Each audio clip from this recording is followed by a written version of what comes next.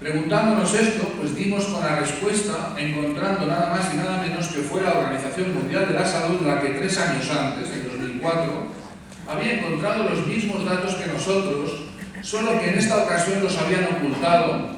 Ese informe se había perdido, se había metido debajo de alguna alfombra, en algún cajón, en algún lugar inexpugnable, y tuvimos que irnos a la sede de ese estudio en Irlanda para encontrar precisamente este dato, como en España el 24% de los niños ya en 2004 eran víctimas de bullying, de acoso y violencia escolar. Nosotros, sin haber conocido de este estudio, en 2007 encontramos casi los mismos datos. 23 de cada 100 niños escolarizados entre 7 y 17 años estaban sometidos al acoso y violencia escolar de un modo recurrente. ¿Cómo es posible que una epidemia tan espectacular, nada menos que 1 de cada 4 niños y niñas, esté ocultada, no se manifieste, no se revele a la luz pública? Es la pregunta del millón. Verán ustedes el pacto de negación, el pacto de silencio, el pacto de mutua indiferencia que se practica contra este problema, la simulación de muchos intereses de que no hay nada que se pueda hacer y por tanto es mejor callar, no revelar la incidencia y la existencia de este problema. Ese pacto de silencio tiene como víctimas directas a aquellos que están en nuestras manos, aquellos de los que tenemos una posición moral y legal de garantes, los adultos, los educadores, los orientadores, los psicólogos, los pedagogos, aquellos que están esperando, mirando suplicantes de qué modo pueden ser ayudados, de qué modo algún adulto va a entender por fin el calvario que están sufriendo en sus centros educativos. Se decía que las encuestas sobre violencia juvenil no son muy fiables. Nosotros contra esto creamos el primer test para evaluar el acoso y la violencia escolar, que recibió ese nombre, AVE, acoso y violencia escolar. Es una herramienta rigurosa, tanto es así que fue comercializada ya desde entonces por la empresa TEA, que es en España y en el mundo una de las grandes empresas que comercializa pruebas psicométricas. Mide 8 dimensiones de acoso y violencia escolar, 2 dimensiones globales para medir la intensidad y la frecuencia del acoso, y tiene también 8 escalas de daño psicológico, fundamentalmente los daños clínicos más importantes que se observan en la población de niños y niñas acosados. Y también tiene una escala de control, una escala que nos permite verificar si el niño o la niña está simulando, exagerando o comete contradicciones a la hora de contestar el test. Por tanto, también tiene un criterio de evaluación de la verosimilitud y veracidad interna. Aquí tienen ustedes los datos de las escalas de acoso y violencia escolar, los datos de fiabilidad, no les voy a aburrir con ellos, están a disposición en nuestra página web www.acosoescolar.com. Toda esta información la tienen ustedes, no voy a atrasarme, voy a ir directamente a lo que importa.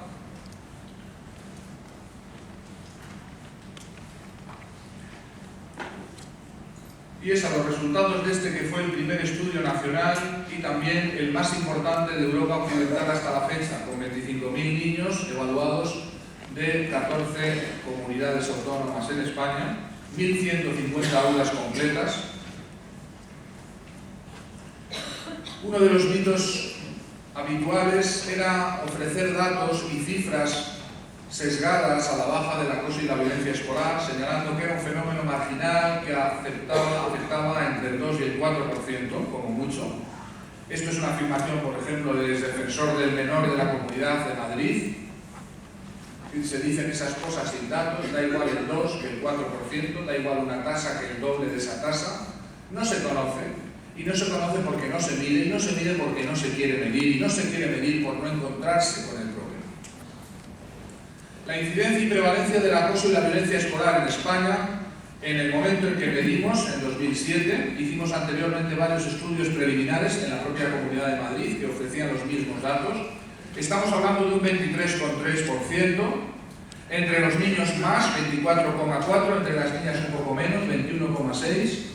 Por tanto, estamos hablando entre 1 de cada 5, 1 de cada 4 alumnos en edad escolar, entre 7 y 17 años, están sometidos a esta violencia recurrente, sistemática que les hace vivir y ir al colegio como una verdadera tortura. Se decía que la violencia escolar es mayor en la ESO, en España la ESO es la secundaria, la educación secundaria obligatoria, que en la primaria, en los niños más pequeños. Es divertido porque se decía que era mayor en la secundaria porque los únicos estudios de acoso escolar poquitos que había solamente se habían hecho en secundaria. Usted va a buscar en un sitio, mide solamente en la secundaria y se encuentra el problema ya, sin saber si esto exista acaso en la primaria, en los niños más pequeños, y concluye que es más frecuente el acoso y la violencia escolar en la secundaria porque en primaria ni siquiera midió, ni siquiera evaluó. Estos sesgos son comunes en los estudios y precisamente ocultan una realidad totalmente distinta. Aquí tienen ustedes la evolución de las conductas de violencia por edades. Verán que según va avanzando la edad, 7, 8, 9, 10 años, 11 años, 12 años, hasta llegar a la adultez a los 18 años, las conductas de violencia escolar que refieren sufrir los niños van disminuyendo. Lo cual es una buena noticia. Parece ser que la etapa escolar está funcionando, al menos seguir reduciendo las tasas de violencia escolar, pero no olvidemos que las tasas mayores se observan entre los niños más pequeños. Entre los niños 7, 8 años, observamos, luego lo veremos, las mayores tasas de conductas de violencia, sobre todo violencia psicológica, aunque también física, es decir, hablamos de una violencia que se va reduciendo, pero que fíjense al final no termina de contenerse, no termina de desaparecer, prevalece y lleva a que muchos niños y niñas llegan a la vida adulta ya dañados. Aquí nos encontramos con los datos de prevalencia por cursos, es en tercero de primaria, donde nos encontrábamos las mayores tasas, y vamos disminuyendo esas tasas hasta llegar al primero de bachillerato en España, con el 11,4% de niños y niñas afectados por violencia escolar. También se dice que no hay diferencias, que en todos los sitios es igual, no es cierto. Encontramos en España diferencias estadísticamente significativas. En algunas regiones la violencia era mayor, por ejemplo en el norte de España, País Vasco, Santander, Asturias y Navarra, y en el sur, Andalucía, era donde las conductas de violencia estaban más presentes, menos presentes en las zonas centrales, por debajo del promedio, aquí tienen en verde, y en torno a la media en las comunidades que ven en amarillo. Claro que hay diferencias, hay factores de diferentes tipos que explican también esas diferencias. Muy importante, quizá lo más importante que ha podido hacer la investigación del equipo Cisneros que yo dirijo, es diferenciar entre las modalidades de violencia y acoso escolar. Esas 8 modalidades que ustedes tienen en nuestra página web y en nuestros libros, el porcentaje de víctimas que presentan niveles críticos en las escalas de acoso y violencia escolar, 29% sufren bloqueo social, 21% conductas de hostigamiento, 20% conductas de manipulación, 17% sufren coacciones, el 16% exclusión social, 14% intimidación, 13% agresiones físicas directas y 9% amenazas de agresiones físicas. Este es el perfil, mapa del territorio de la violencia. Consideren muy rápidamente que la mayoría de estas conductas, no todas, pero la mayoría, son conductas de violencia psicológica. Enseguida hay quien dirá que la violencia psicológica pues, puede ser un problema, pero no es tan grave como la violencia física. Algunos quizá piensen que se trata de violencias de segundo grado, de segunda importancia, de no tanta relación con la aparición de daños. Lo que nos ha mostrado la investigación es todo lo contrario. Si hay algo por lo que debemos preocuparnos, es más por la violencia psicológica, mucho más invisible, mucho más oculta y que genera también daños y lesiones invisibles, por lo que los adultos no adoptamos las medidas de protección que adoptamos sí cuando hablamos de violencias físicas, lesiones, heridas, huesos fracturados, es decir, cuando hay evidencias externas de maltrato. El maltrato y el acoso psicológico, la violencia psicológica, no solo es más frecuente, sino que es mucho más lesiva. De eso nos hablan los datos y las escalas clínicas que también se utilizaron en estos estudios. Es trivial la violencia escolar, se decía, siempre han existido los motes, siempre ha existido la violencia, siempre ha existido el acoso. Alguno incluso decía, llamar hijo de puta es violencia. Habría que verlo, ¿no? Se plantea nuestro filósofo nacional de cartera si esto verdaderamente es violencia o son cosas que debiéramos tener como triviales o banales. Y aquí vienen los datos. Los niños sometidos a acoso y violencia escolar multiplican por 4 el riesgo de estrés postraumático. Multiplican por 4. Presentan síntomas de ansiedad generalizada, inquietud psicomotora, miedo, evitación y terror a ir al colegio, pensamientos invasivos, lo que en inglés llamamos flashbacks.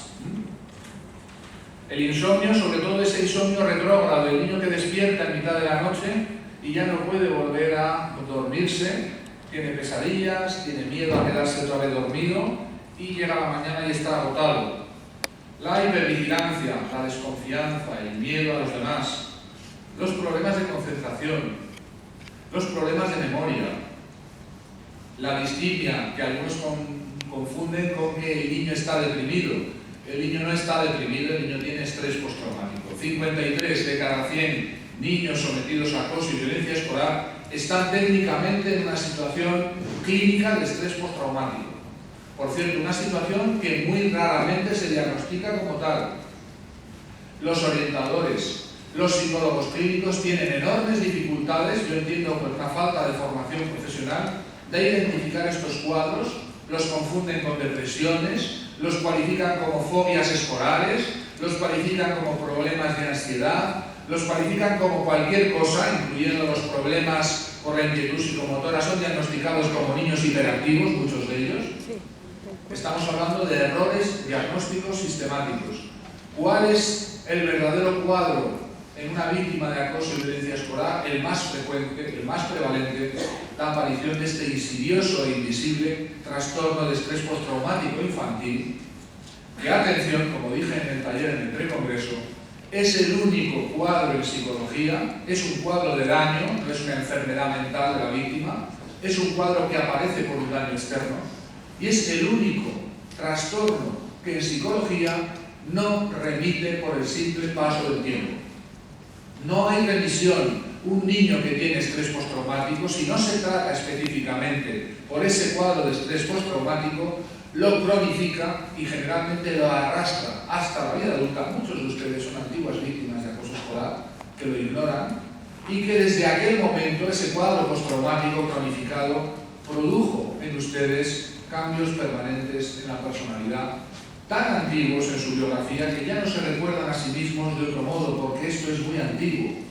Muchos niños y niñas que sufrieron el acoso escolar se convirtieron en adultos con esos cambios ya integrados, internalizados, dicen, ya cambió mi forma de ser, no soy el que era, pero hace ya tanto que no se recuerdan, sino con ese miedo a los demás, sino con esa ansiedad generalizada, sino con esas dificultades de dormirse o de despertarse en la madrugada con terribles pesadillas, o con ese síntoma terrible que comparten las víctimas de acoso escolar y de acoso laboral, como son los flashbacks, la invasión recurrente de imágenes traumáticas de lo que sufrieron en la escuela o los adultos en el ámbito laboral. Aquí tienen los comportamientos que los niños en España señalan, los comportamientos de acoso escolar más frecuentes. Voy a referirme a los principales, no a todos. El llamarle por motes, el dejar de hablarle, el reírse de él cuando se equivoca, el insultarle, acusarle de cosas que no ha dicho o no ha hecho, contar mentiras acerca de él, meterse con él por su forma de ser o burlarse de su apariencia física. Cuando contamos estos datos en algunos auditorios, enseguida muchos tuercen la cabeza y dicen, hombre, Pinuel, esto no es tan grave, esto de que le llamen a uno por motes, esto de que no le hablen, esto de que se rían de él cuando se equivoca en clase. Nosotros hemos podido evaluar el tamaño del efecto que tienen los niños sometidos a estas conductas frente a los que no están sometidos a estas conductas y hemos hecho nuestros contrastes estadísticos. Los contrastes estadísticos, no voy a aburrirles técnicamente, aquí tenemos los test de chi cuadrado. Por ejemplo, me llaman por motes, que es la conducta como les he dicho, principal, más frecuentemente señalada por los niños españoles, el Me llaman por motes establece una diferencia en cuanto a la aparición del daño por estrés postraumático. Pasan los que no están sometidos a esta conducta del 19,6 al 38,5 en riesgo de estrés postraumático. Esto es un tamaño enorme en el efecto que produce someter a un niño a estas conductas. No me hablan simplemente de una conducta, qué trivial, ¿verdad? La conducta pasivo-agresiva, de dejar de hablar a una persona, dejarle de hablar, de comunicarse, no le hablo. Aquí tenemos la diferencia, pasa del 18 al 33,6%. Estamos hablando del riesgo de estrés postraumático. Me insultan. Hombre, los insultos, llamar a un niño hijo de puta, decía nuestro querido filósofo, es algo trivial, habría que ver si eso se puede llamar violencia. Pues aquí está el resultado, pasa del 14,8 al 57,8 el riesgo de estrés postraumático. Se ríen de mí cuando me equivoco. Aquí tenemos la escala de ansiedad que mide también el test ABE. Pasa del 11% al 44,4%, 4 veces de riesgo de desarrollar síntomas de ansiedad. Se burlan de mi apariencia física. Hombre, ¿cuándo no se han burlado de las orejas, de la forma de hablar, de la forma de andar, de algún aspecto, de unas gafas, de un aparato que uno lleva? Estos son cosas de niños, ¿verdad? El daño por estrés postraumático pasa en este caso del 18 al 60%. Es enorme, más de 5 veces. Estas conductas no son triviales, no son banales. Cuando investigamos con rigor nos damos cuenta que se incrementa sustancialmente el riesgo de daño. Por eso estamos hablando en este congreso de acoso escolar. No porque de repente nos hayamos vuelto más sensibles, no porque de repente estamos exagerando en nuestra sensibilidad, en nuestra humanización. Estamos hablando de datos técnicos, medidos con escalas fiables, escalas de daño. La asociación entre la exposición de conductas de violencia escolar y la aparición de daños está más que probada. Por eso estamos hablando de que es un riesgo para la salud de las niñas y los niños. Me acusan de cosas que no he dicho o que no he hecho. ¡Qué tontería! Si algún niño va quejándose de esto a un orientador, a un pedagogo, a un psicopedagogo en su centro, ¿qué seriedad? ¿En qué posición de credibilidad le va a dejar? Pues miren, pasa del 15 al 58% el riesgo de estrés postraumático.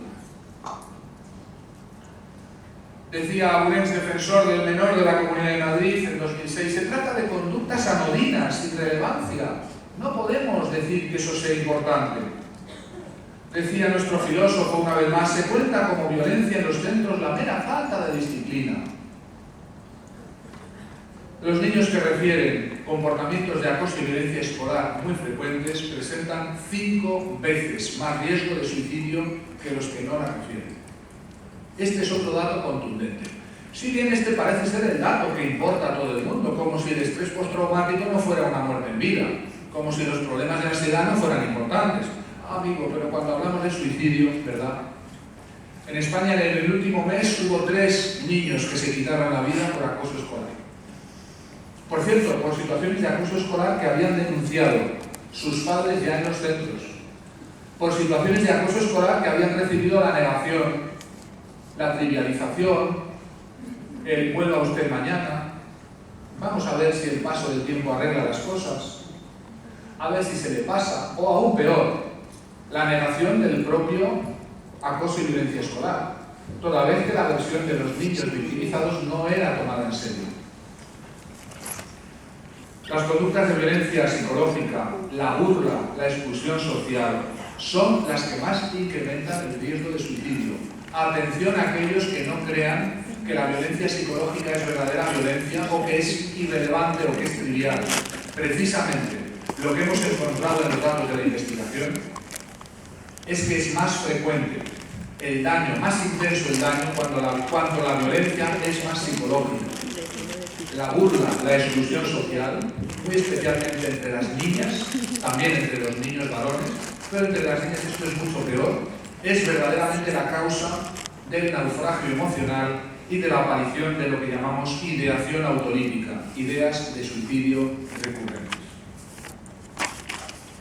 Aquí tenemos el riesgo de suicidio, contrastado con los test estadísticos de chi cuadrado. Pasa del 11,5 en el grupo que no está expuesto al 43% en el grupo que está expuesto a la conducta me insultan.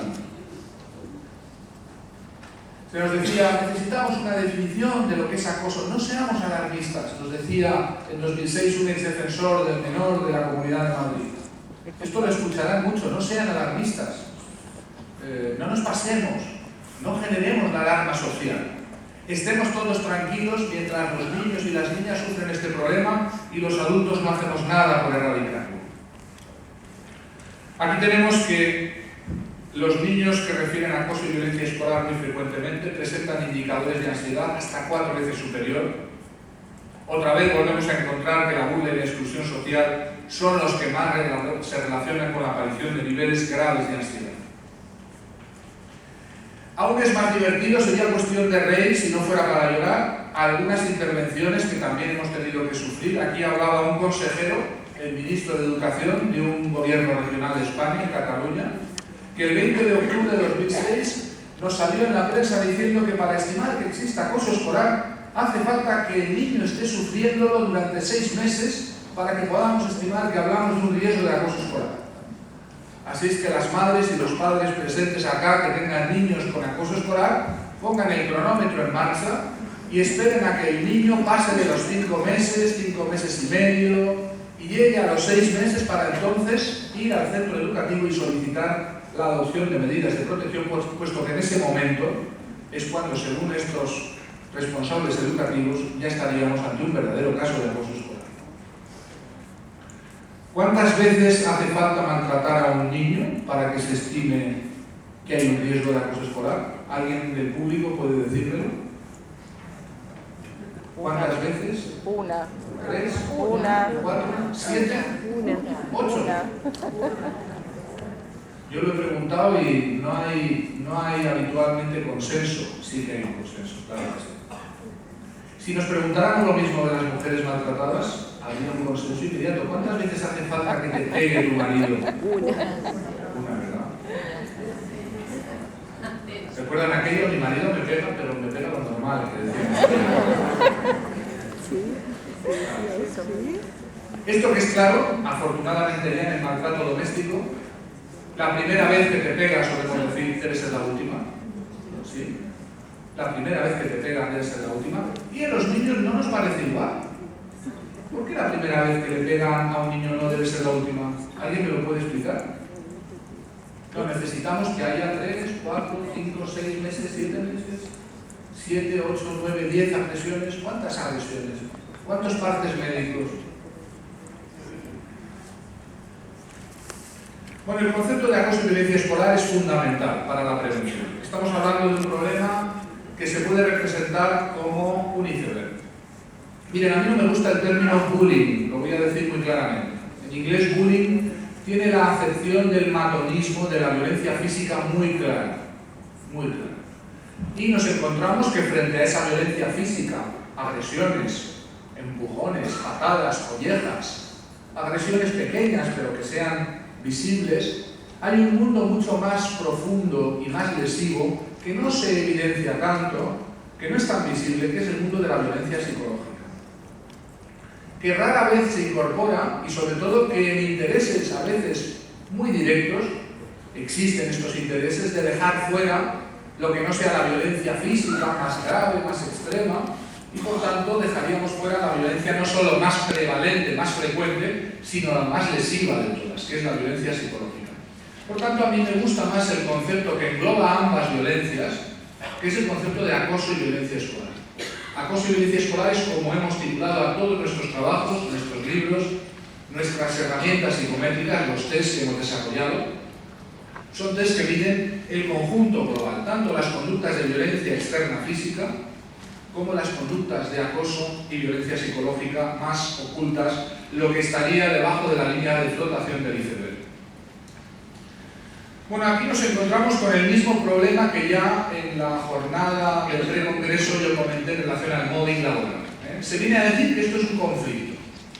Y dale con el conflicto. El acoso y la violencia escolar no es un conflicto. Por favor, quede ya claro esto.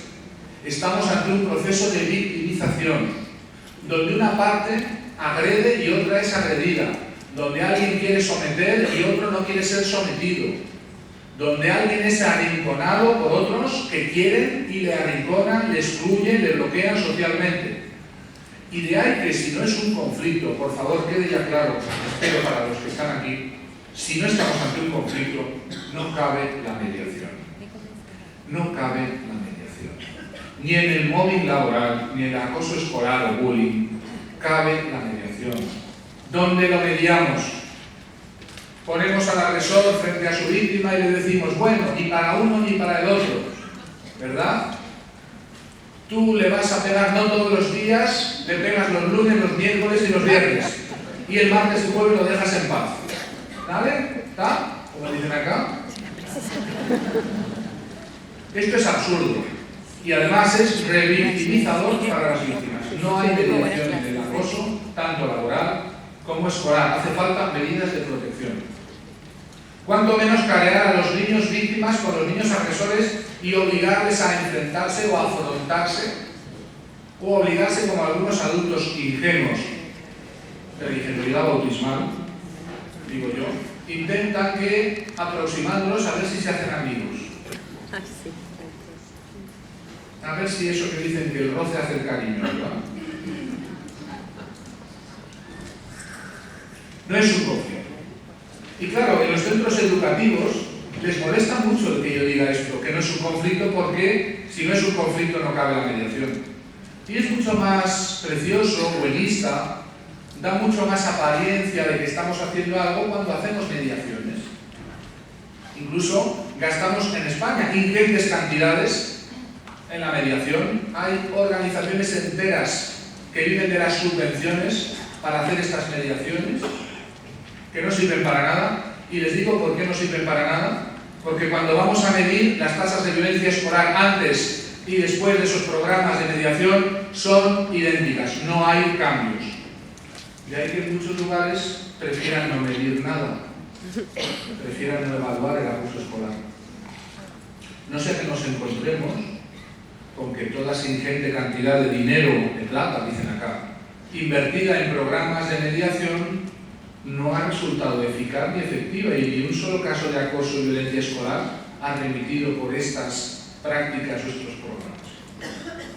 Y aquí aprovecho para decirles, los programas, cualquier programa que se quiera utilizar en el ámbito escolar para prevenir la violencia y el acoso escolar, tiene que ser sometido al screening de los datos de la realidad. Hay que evaluar antes y hay que evaluar después.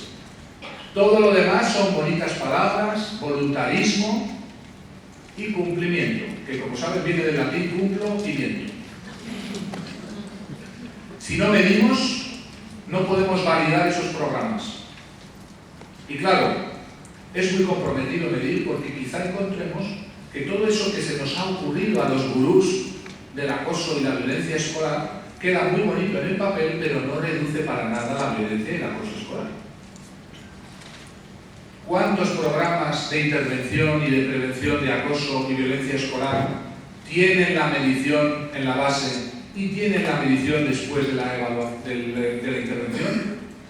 Muy pocos, muy escasos. Los nuestros redujeron la violencia y el acoso escolar en un 60%, no en un 100%, cosa que seríamos casi Dios si hiciéramos eso, pero un 60% es mucho.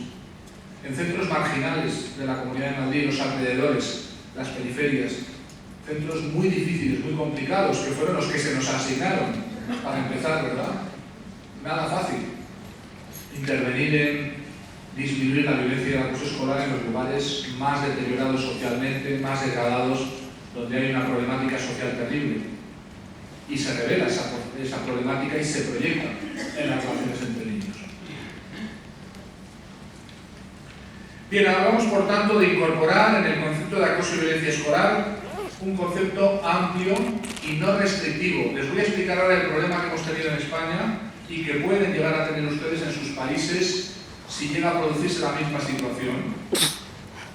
La definición: estamos hablando de un deliberado y continuado maltrato verbal o modal que recibe un niño por parte de otro u otros que se comportan con él cruelmente con vistas a ahogarlo, someterlo, asustarlo, amenazarlo y que atentan contra la dignidad del niño. Esto es muy importante.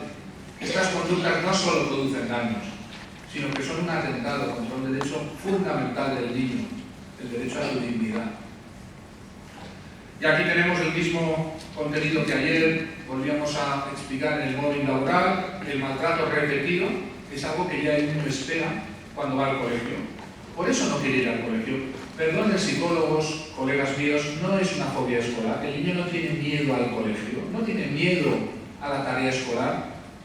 Es un organismo sometido a violencia, un organismo completamente normal que no quiere ir, no quiere dirigirse al sitio donde sabe le van a machacar. Lo cual significa que funciona bastante bien ese organismo. Funciona muy bien para preservarse, para preservar su integridad, no ir al sitio donde sabe que le van a pasar cosas malas. Es un proceso continuado en el tiempo, no es un mero incidente. Hay una estigmatización de la víctima, un aislamiento, un círculo de victimización interno y social. Ahora voy a hablar de ese círculo. Y además, atención, porque en el acoso escolar se producen efectos también para los que acosan. El que acosa viene teniendo la sensación de impunidad y de refuerzo social. En el ámbito escolar, pásense ustedes, el acosador obtiene un reconocimiento, un éxito y mayor poder social por el hecho de machacar a otro niño, por el hecho de reírse de él, de excluirlo, de bloquearlo. No solamente es una mala cosa para la víctima, es un mal asunto para el acosador que se crece, que obtiene poder social, que de repente todos los demás compañeros, por miedo acaso, o porque admiradamente fascinados por esa violencia, quieren ser amigos del agresor, de la banda del agresor, del gang del agresor, van siendo coaligados en contra de la víctima, que se va convirtiendo, lo veremos, en un chivo expiatorio, en un integrador negativo, en una persona que concita y coaliga la unanimidad del grupo, eso sí, una unanimidad linchadora, un gang de acoso que hace que funcionen muy bien los grupos desregulados, como son, veremos también, los grupos en la escuela. Y aquí voy a detenerme porque este esquema que tienen ustedes a la vista nos permite eludir y evitar el concepto reduccionista de acoso y violencia escolar. ¿Cómo se establece una situación o un proceso de acoso escolar? Al principio los incidentes son críticos, lo ven ustedes acá. En la escuela, sobre todo en los niños más pequeños, observamos un caos, podríamos decir un caos primordial, ¿verdad? Una situación de violencia indiferenciada. Y ahí es donde se produce lo que hemos encontrado y llamamos el efecto señal. Los investigadores nos encontramos que en el desencadenamiento de situaciones de acoso hay un incidente que cabe recuperar como el incidente que produce el efecto de señal. A veces el efecto señal es la llegada de un niño nuevo a un centro escolar. A veces el efecto señal es haber obtenido una buena nota.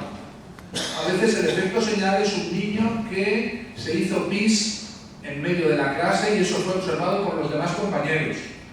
Fue el caso, por ejemplo, de Joaquín en España, el primer caso más famoso que terminó en suicidio, un efecto señal de este tipo. Por tanto, esa violencia, ese caos indiferenciado más el efecto señal, lleva a una estigmatización, a un señalamiento, a una selección victimaria. Ese niño, esa niña, es seleccionado como target, como objetivo. Y en ese objetivo, la reacción normalmente de la víctima es la confusión y el perfil bajo. El niño no sabe lo que pasa, no entiende. Por supuesto, no entiende que es el efecto señal que otros presentan como verdaderamente causante de esa estigmatización. Él o ella no es como nosotros. Aquí no estaríamos hablando todavía de acoso escolar, hablamos de incidentes críticos. Estas flechas se producen alguna vez, hay violencia, hay conductas de violencia, pero no estamos hablando aún de un proceso. Hace falta la frecuencia, la repetición. Aquí tenemos ya en el proceso la repetición de las conductas que vienen de que a nivel grupal no hay sanción. Nadie mide las conductas de violencia, por tanto estas tienden a repetirse miméticamente. No hay la impunidad, por tanto, el que las practica no se siente sancionado, no se siente reprochado. Se trivializa, son cosas de niños, ya escucharon ustedes a nuestros filósofos de cabecera, son cosas triviales, normales, son cosas de nenes, no hay que meterse, ¿verdad? Es reforzado porque el acosador se ve reforzado por la conducta del resto del grupo, que tiene miedo y participa a su vez en la ridiculización, el bloqueo, la exclusión o incluso las agresiones físicas. El entorno escolar no protege a las víctimas y el agresor adquiere poder social. La víctima entra en miedo, entra en terror, empiezan a aparecer las somatizaciones. Y puesto que esto se repite, es frecuente, al cabo del tiempo aparece un mecanismo nuevo. Hay una transmutación. Ese niño que hasta el momento simplemente recibía recurrentemente violencia psicológica y física, se convierte en un chivo expiatorio. ¿Qué es un chivo expiatorio? Alguien que concita la unanimidad persecutoria de todo el resto del aula. No se sorprendan, por favor, cuando encuentren casos de acoso escolar avanzados donde son todos los niños del aula los que excluyen, marginan, bloquean, insultan, se ríen de él. No hay más que dejar que pase el tiempo para que aparezca este mecanismo.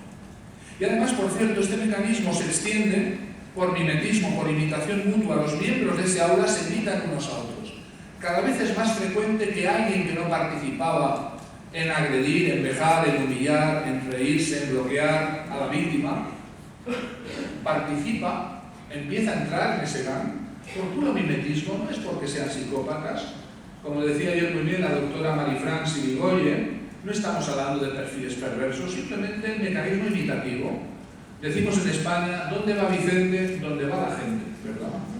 Ese mecanismo imitativo, unos de otros y otros de unos, garantiza que poco a poco se va convirtiendo el entorno de esa víctima en un gang, se va incurriendo en el error básico de atribución. ¿Qué pensarán de un niño, ustedes, educadores, ustedes, psicólogos, que es unánimemente rechazado por toda la clase? ¿No dirán quizá que algo tiene? Algo rarito es. Antes decía Silvana Querchero, ¿verdad? ¿Qué rarito que es? Es que es rarito, es que es rarita, es que él se lo merece. Es verdad que nos reímos de él, pero ¿cómo no habríamos de reírnos de él? Es imbécil, es estúpido, está tonto, no se entera. Ahora dicen en España, es un friki, ¿verdad? No es normal. Error básico de atribución. La víctima siempre tiene algo, es algo, tiene rasgos, disposiciones, actitudes, genes, lo que sea. ¿Qué explica por qué es víctima? Y aquí llegamos en esta fase a la victimización secundaria, donde los que debiéramos ser parte de la solución de esa situación de acoso, los adultos, los psicólogos, educadores, orientadores, los expertos, ¿verdad? Lo que hacemos es dar la puntilla, que se dice en lenguaje taurino, o dar el tiro definitivo en la nuca a la víctima, que es cuando la diagnosticamos como un niño que tiene problemas de socialización, déficit de habilidades sociales, un problema de hiperactividad, porque no para quieto, está en riesgo, se mueve, está ansioso, claro. Si dan estrés postraumático, señoría, no es hiperactividad. Como no se entera, no se concentra, tiene estrés postraumático, no se entera de nada, tiene problemas de concentración, déficit de concentración. Como tiene miedo de ir al colegio, es un nene que tiene fobia escolar. Es para reírse, si no fuera terrible lo que hay detrás de estos diagnósticos, que es una revictimización, una victimización secundaria. Los psicólogos, tan elegantes nosotros, ¿verdad?, desde nuestros púlpitos, diagnosticamos a la víctima y le pegamos el último tiro de gracia. El que le dice al niño que lo que te pasa es que hay algo en ti que no funciona bien. Hay algo dentro de ti que no es correcto. Hay algo repulsivo en ti. Hay algo negativo en ti. Que explica que, cómo no, todo el grupo social inocente no puede sino acosarte. ¿Cómo no habrían de acosar? Y entonces la terapia de la víctima, ¿en qué consiste? Adivínenlo. Tienes que aprender a integrarte con tus acosadores. Tienes que aprender a hacer amigos de tus acosadores. Tienes que aprender habilidades sociales, a que te dejen jugar todos los que no te dejan jugar. Tienes que, tú tienes que. ¿Y quién no tiene que nada? Los agresores que se van de rositas y el centro educativo que tampoco tiene nada que hacer porque es muy cómodo. Es muy cómodo. El problema es el que tiene el niño acosado. ¿Cuál es la verdad técnica que nadie le ha dicho a ese niño?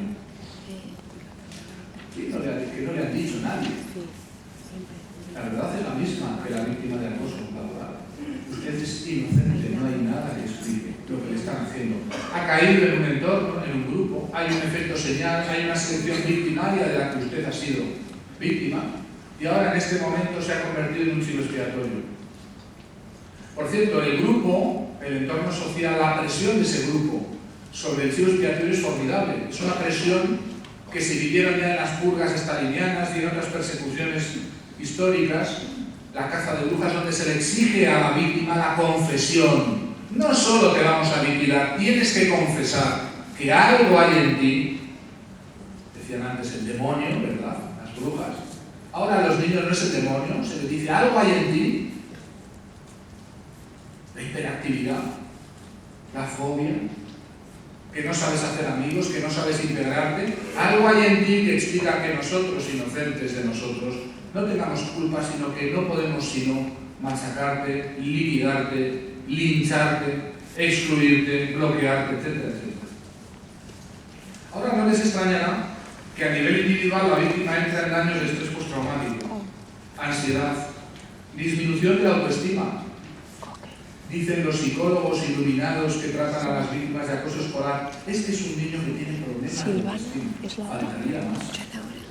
¿Y cómo no los habría de tener?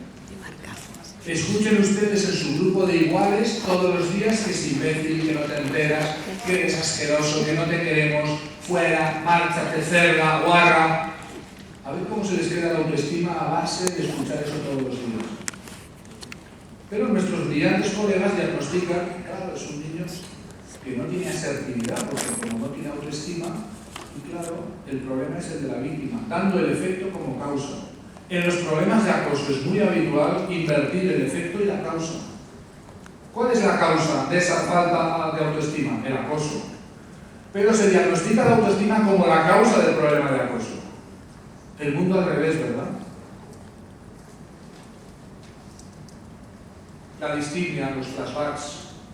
Y claro, en un momento determinado verán que no queda más remedio esa situación de presión social formidable que es la salida de la víctima, con los pies por delante a veces, porque algunos se quitan del medio definitivamente. Cuando un niño cree que es un error, la forma de eliminar el error es eliminarse a sí mismo. No les extrañe que se suicide. Otros se van del aula al aula de al lado, a otro colegio. Otras familias tienen que marcharse fuera de la ciudad o del barrio porque la estigmatización les lleva a alcanzar familiarmente. Expulsión o autoexclusión y extensión a la familia y al entorno social del problema. Y aquí, atención, muy importante, a nivel de la víctima, cambios permanentes en la personalidad. Ideación autolítica, ideación suicida y una imagen negativa. Cuando ese niño crece en ese entorno, es expulsado, ¿qué va a pensar de sí mismo? Pues que algo hay en él raro, malo, negativo. Ese autoconcepto negativo es quizá el fruto podrido del acoso escolar. No solo que se han cargado a ese niño o a esa niña, no solo que se ha tenido que manchar, sino que ha crecido a partir de ese momento con la identidad de una persona que no sabe muy bien qué, porque no entiende muy bien, pero algo malo hay en mí. Ha internalizado la culpabilidad. Ha internalizado la presión mimética social de los acosadores. Ha creído en la versión de los acosadores que le decían que no es por nada, sino porque tú te lo mereces, por lo que te acosamos. Es por algo que tienes, es por algo que eres, es por algo que está dentro de ti. La rehabilitación de la víctima, igualito que en el acoso laboral, hay que empezar por decirle al niño que es inocente, que lo que le hacen no es causado por algo que tiene o que es, sino por una dinámica en la que ha terminado siendo envuelto, que tiene más que ver con ese caldo de cultivo, ese caos en el que tantas aulas están funcionando y que necesitan para reagrupar, para rehacer la unanimidad persecutoria, una situación de acoso, una situación de chivo expiatorio que va a rehacer esa actividad. Y aquí vamos a una cosa que es importante. En este esquema que han visto tiene varias fases. Algunos muy interesadamente quieren reducir el acoso escolar a solamente su última manifestación. Estaríamos diciendo que solo hay acoso escolar cuando llegamos a esta última fase, donde la víctima está con daños, ideación suicidia, estrés postraumático, a punto de ser lanzada o ya lanzada. Es decir, si nos quedamos con este concepto reduccionista del acoso escolar, obviamente reducimos mucho el tamaño del problema, porque son pocos los niños que llegan a este estadio final. Muchos de ellos antes abandonan, tiran la toalla, se van. Y por tanto, si nos quedamos con este concepto, digamos, de la víctima totalmente destruida, nos vamos a encontrar muy poquitos casos. Niños que estén a punto de suicidarse, poquitos. Niños que estén a punto de matarse o con daños ya muy avanzados, afortunadamente son pocos. La mayoría de esos 23% de casos están en todo este tramo, en alguna de estas fases, algunos incipientemente iniciándose, otros ya con esa conducta repetitiva, otros ya se han convertido en chivos expiatorios, otros ya están siendo expulsados y machacados. Si queremos hacer verdadera prevención, tenemos que evaluar todo el tramo, desde las primeras manifestaciones de conductas violentas hasta también los niños que están ya destruidos completamente. Y a eso un poco va el trabajo que nosotros hemos hecho, que les vamos a facilitar también la versión breve, es el incorporar en la evaluación del acoso escolar todos, y no solamente los últimos estadios del acoso y la violencia escolar. También hay que hablar del síndrome de negación del acoso escolar. Se dice, en nuestro colegio no hay maltrato, en otros sí esto es muy habitual, reconocer que el bullying es un problema muy grave, pero aquí no hay. ¿Por qué no hay? No sabemos, porque no lo hemos medido, no hay, claro. Y no vayamos a medirlo, no sea que nos encontremos. Hay que dejar manejarse en la vida, el maltrato forja el carácter. Esto lo escuchamos en España, somos un poco más recios quizá, donde aquí también me dicen, el acoso te hace un hombre, dirán a los varones, y te prepara para la vida, y tanto que para la vida, ¿verdad? Porque lo que te espera en la vida adulta va a ser también el acoso laboral, con lo cual ya empieza a entrenarte en el colegio, eso te va a venir muy bien. A ver si queda claro para sí. La resiliencia de la que se habla, la capacidad de salir adelante, no tiene nada que ver con ser acosado. Todo lo contrario, los niños y niñas acosados no son más resistentes después, son menos, son más vulnerables. Más vulnerables. Un niño o niña acosado llega a la vida adulta con su capacidad de resistencia no normal, sino muy disminuida. ¿Cómo van a enfrentar después otras situaciones de maltrato doméstico o laboral? ¿Con más o con menos capacidad? Con mucho menos. De hecho, muchos niños acosados salen a otros centros ya con una disminución fundamental en su resistencia psicológica, en su resiliencia, mal diagnosticados, creyéndose culpables de lo que han sufrido, llegan al siguiente centro escolar, donde son igualmente identificados como más vulnerables, donde vuelven a ser acosados y empiezan a preguntarse aquello de la copla, el día que yo nací, ¿qué planeta reinaría? ¿Por qué me pasa a mí esto? ¿Por qué allá donde voy me acosan? Y llegan a la vida adulta y son acosados por sus parejas o en sus trabajos y vuelven a ver lo mismo, algo hay en mí equivocado, algo hay en mí que atrae el maltrato. No entienden nada, nadie les explicó que la mayor vulnerabilidad incrementa la probabilidad de ser nuevamente acosado. No porque la víctima sea masoquista, no hay psicoanálisis en esto. No porque la víctima desee ser la víctima, desee ser un chivo expiatorio, se complazca en actuaciones hostiles contra ella, sino porque el entorno social, los que están ahí detectan como los lobos la oveja coja, la que va más despacio, la que es más vulnerable, saben muy bien que esta es la víctima que no les va a hacer frente. Y se dedican especialmente ya antes que a otras a esta que es más vulnerable.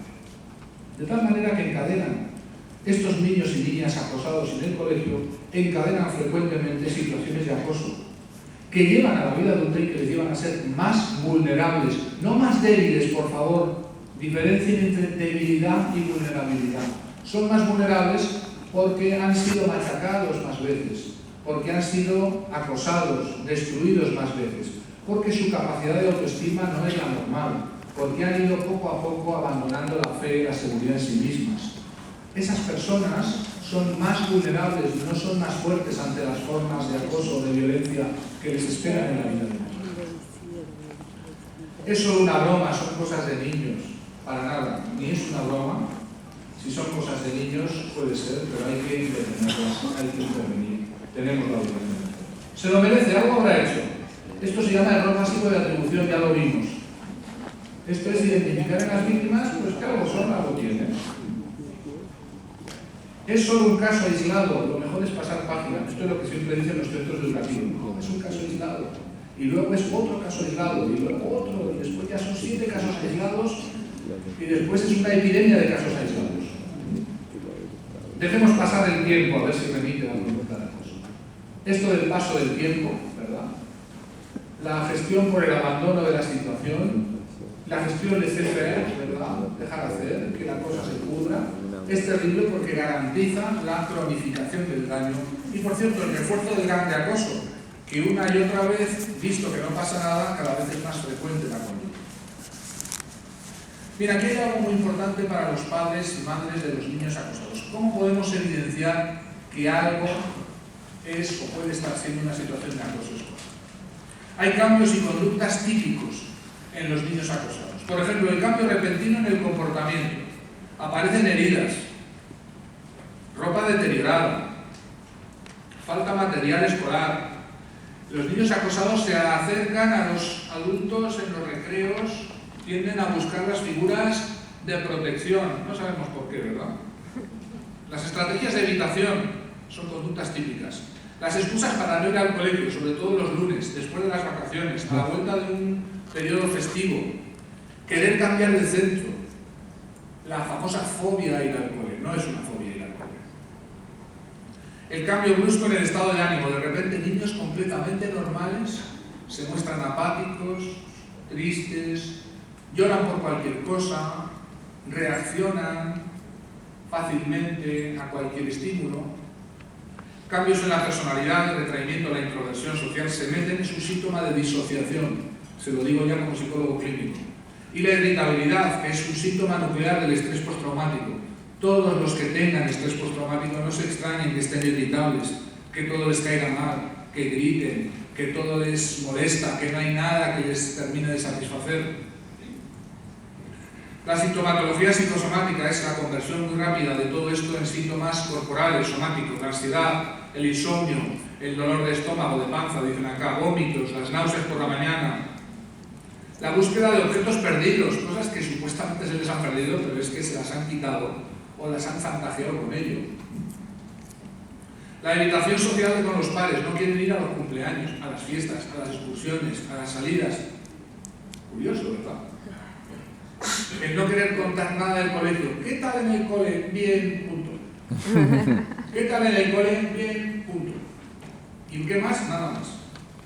No hay relato, porque es un relato traumático.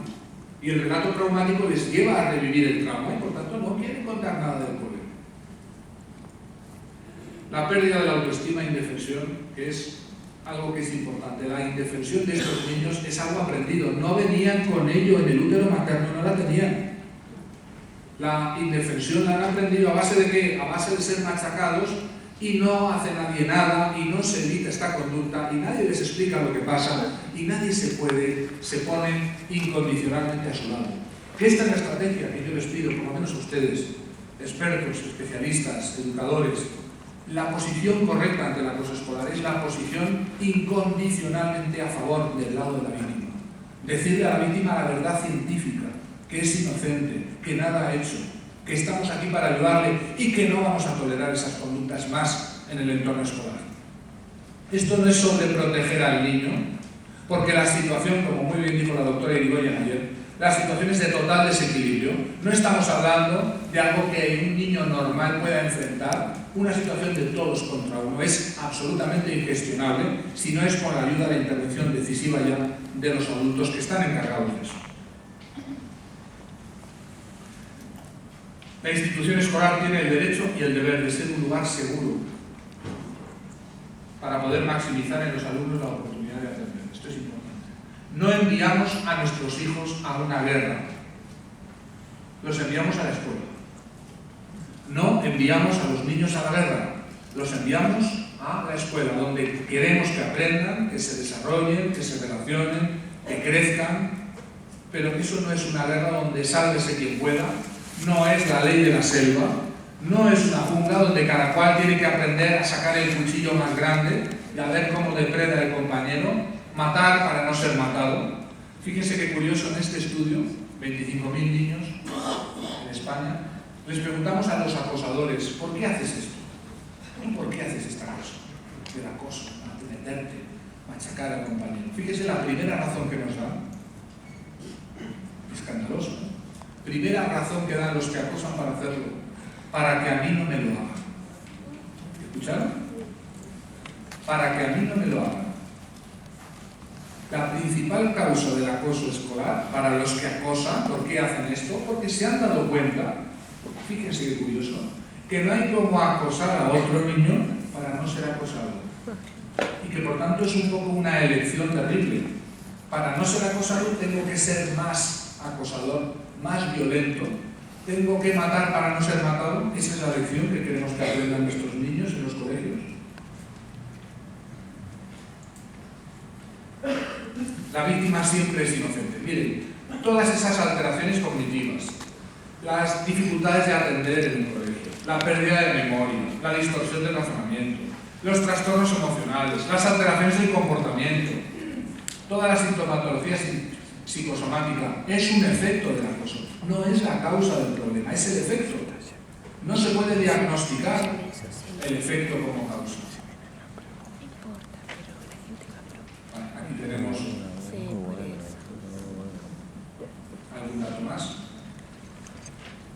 Bien, los niños que acosan, y con esto termino y voy a dejar lugar a algunas preguntas que creo que alguien querrá hacer, o comentario.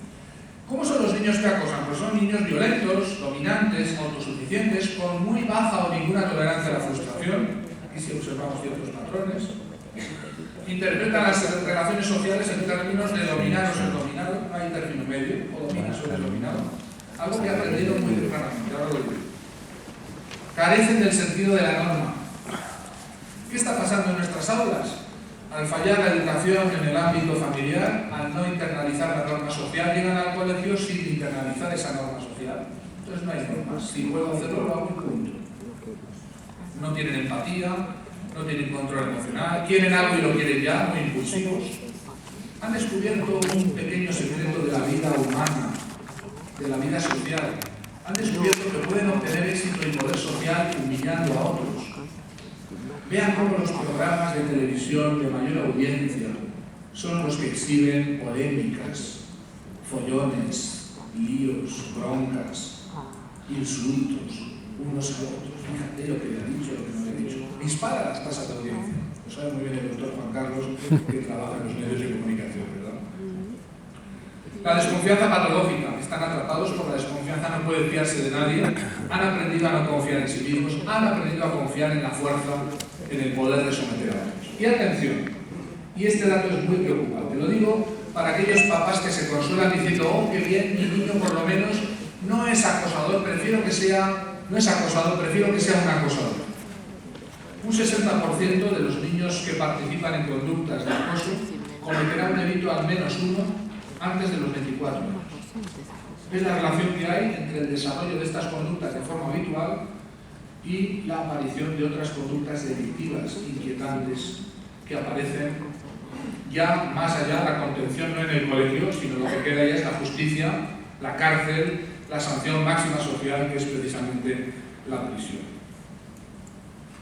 Bien, aquí tienen los principales fenómenos extraños, el síndrome de negación que ya he comentado, el error pasivo de atribución. Por favor, dejen ya de imputar a las víctimas causas en ellas que explican lo que sufren. El proceso de victimización secundaria, los que debiéramos ayudarlas a las víctimas, las rematamos. La introyección de la culpabilidad y la indefensión aprendida. Es normal que las víctimas crean que son culpables, que algo malo tienen. El pacto de silencio y el pacto de mutua indiferencia que tenemos los adultos frente a estos casos, y la aparición y el establecimiento de purgas, de mecanismos grupales como el chivo expiatorio, para rehacer el orden en grupos cada vez más amenazados de disgregación. Al menos en España, no tengo tiempo para explicárselo, pero hemos hecho otros estudios sobre la violencia que sufren los profesores, 24% de ellos, 1 de cada 4, refieren conductas de violencia habituales en sus centros contra ellos. Los centros educativos se han ido convirtiendo en centros cada vez más ingobernables. La autoridad del profesor es cuestionada, como ayer dijo la doctora Irigoyen, estamos completamente de acuerdo, nuestros datos dicen lo mismo. Y en esos entornos caóticos y turbulentos no es infrecuente que se rehaga el orden espontáneamente en un aula, en una clase, generándose una situación de chivo expiatorio por la cual todos los miembros, hasta entonces divididos unos contra otros, en una guerra de todos contra todos, terminan rehaciendo esa cooperación, eso sí, sobre la espalda de una víctima indefensa que no va a poder defenderse y que va a terminar siendo el chivo expiatorio que aglutina a todos en su contra y de esa manera rehace el orden espontáneamente. La violencia, el maltrato y el abuso son conductas intolerables. Debemos mantener la tolerancia cero. Y por favor recuerden, como última, digamos, consigna, lo que empecé diciendo. Después les van a entregar el test EVAE para que lo tengan. Es un test de evaluación breve, es una versión breve del test AVE con el que hicimos esta investigación. El acoso y la violencia escolar pueden y deben medirse. Es la única forma de prevenir, adelantarnos a que ese proceso se establezca y volviendo al símil, evitando que lleguemos a la fase final donde ya las víctimas están destruidas, donde las víctimas piensan en quitarse la vida, donde a los niños no les queda otra opción que salir de su aula, salir de su centro educativo. Bien, me callo de momento y les dejo porque creo que hay gente que quiere hacer alguna pregunta, alguna intervención y tenemos algunos minutos. Por favor, si les ruego que sean intervenciones breves y si pueden ser preguntas concisas, mejor.